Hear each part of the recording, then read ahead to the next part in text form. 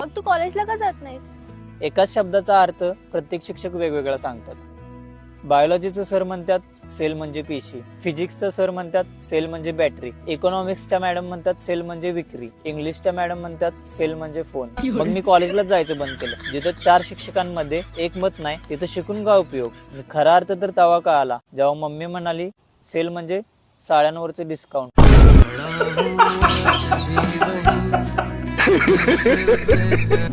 बरं, तुला 10वीला किती पडले? त्यावरून समजेल की तू अभ्यासात किती हुशार आहे. 35% काटाव पास. 35? मला 99 होते. मला एक विचारायचं होतं, बल्बचा शोध मुलांनी लावला, कॉम्प्युटरचा शोध मुलांनी लावला, चाकाचा शोध मुलांनी लावला, टेलिफोनचा शोध मुलांनी लावला, जहाजांचा शोध मुलांनी लावला. मग हे 99% घेऊन मुली जात्यात कुठं?